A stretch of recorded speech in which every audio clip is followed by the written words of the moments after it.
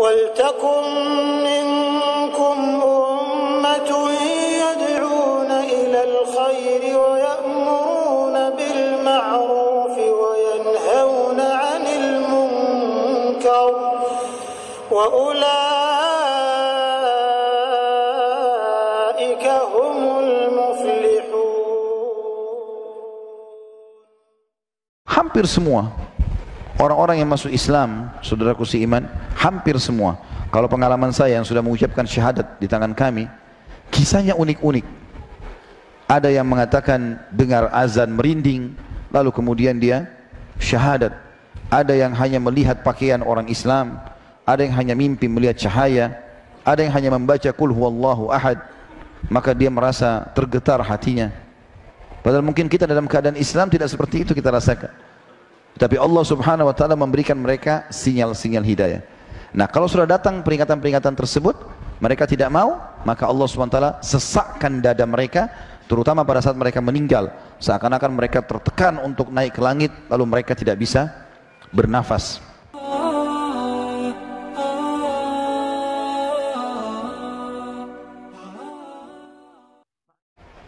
Saya pernah bertemu dengan seseorang pedagang obat, ya, di kota Makassar waktu itu. Ada kebetulan teman saya 2 orang dari Saudi, ditugaskan oleh pemerintah Saudi kerjasama sama pemerintah kita, bertugas untuk mengajar selama 4 tahun di Makassar waktu itu. Satu di Universitas Islam Negeri di UIN, waktu itu masih namanya IAIN, kemudian satu di Universitas Muslim Indonesia. Kebetulan mereka tinggal berdekatan rumahnya, dua-duanya ngontrak di daerah Panakukang di Makassar. Saya waktu itu masih mengajar juga di salah satu kampus di Makassar. Saya mengatakan, apapun yang Anda butuhkan silahkan kontak saya, karena Anda ini pendatang. Maka terjadi persahabatan di antara kami. Sering kali saya 2 hari sekali datang, 3 hari sekali datang, memenuhi kebutuhan. Kadang-kadang dia undang, kita buka puasa bersama dan seterusnya. Satu waktu dia telepon saya, salah satunya ada salah seorang dosen dari Ummul Qura di antara kedua ini mengatakan, Khalid segera datang. Saya bilang, kenapa? Dia bilang, ada orang mau masuk Islam. Baiklah, saya datang. Saya kemudian menuju ke komplek perumahan itu. Setelah sholat maghrib, saya datang ke depan rumahnya. Saya bilang, mana yang mau masuk Islam? Ditunjuklah ada satu orang lagi naik motor membawa obat-obat. Saya tanya, bapak yang mau masuk Islam? Dia bilang, iya. Dari agama apa pak? Dia bilang Katolik. Baik, sebelum syahadat saya bisa tahu nggak kenapa mau masuk Islam? Dia bilang, saya hanya kagum melihat 2 orang Arab ini. Setiap kali azan selalu ke masjid.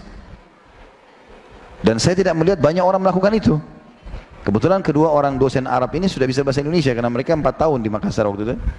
Akhirnya sempat dia bilang, saya tanya, kenapa pergi ke masjid?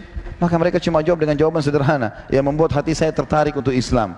Mereka mengatakan ini perintah Tuhan Allah, maka kami patuh. Setiap hari 5 kali kami harus absen di masjid itu. Mungkin kita tiap hari mendengarkan azan, ya, tapi sama saja.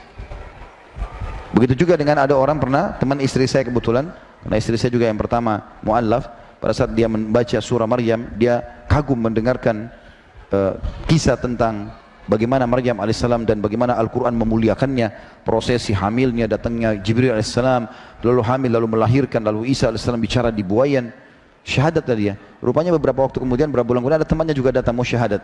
Sempat syahadat, diajak di hadapan saya. Merasa setelah syahadat saya tanya, kenapa mau masuk Islam?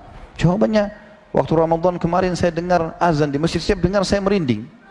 Mungkin kita tiap hari dengar azan tidak pernah merinding, ya. Tapi subhanallah begitu. Allah SWT datangkan kepada mereka sinyal-sinyal, bahkan jauh lebih daripada itu. Subhanallah, makin ditekan dan dijelek-jelekan Islam, makin banyak yang masuk Islam. Disebarkannya informasi tentang Islam itu teroris, Islam itu garis keras, malah tambah banyak orang mau belajar Islam. Kejadian terakhir di New Zealand yang kita tahu, ada masjid yang dibunuh beberapa orang. Ternyata hikmahnya luar biasa.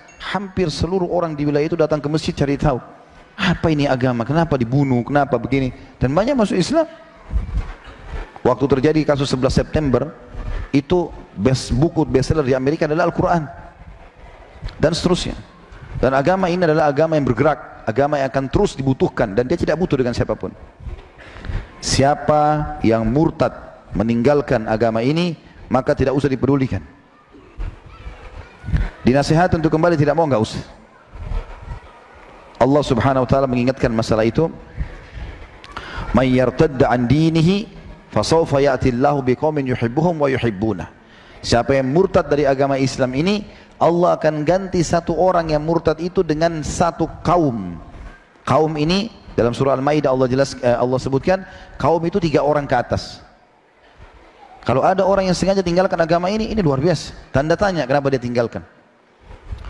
Dan Allah pastikan Allah akan ganti dengan satu kaum. Satu orang dengan satu kaum, bisa 100 orang, bisa 1000 orang, bisa 1 juta orang, Allahu a'lam. Jadi kita yang butuh dengan agama ini, bukan agama ini yang butuh. Oleh karena itu teman-teman sekalian, kalau lagi ibadah, jangan hanya seperti orang yang store kewajiban. Allah nggak butuh sama kita. Kita yang butuh dengan Allah. Ada orang sholat, Allah Akbar, buru-buru, hanya seperti store kewajiban, seakan-akan Allah perlu. Demi Allah nggak butuh dengan amal kita. Kita yang butuh dengan amal itu. Dalam hadis Bukhari, Nabi SAW bersabda, Allah berfirman, wahai hamba-hambaku anak Adam, sesungguhnya amal-amal yang aku perintahkan untuk kalian itu adalah aku akan kembalikan kepada kalian sendiri manfaatnya. Kalian beramal, kalian patuh, aku akan masukkan kalian ke dalam surga. Aku akan bahagiakan hidup kalian.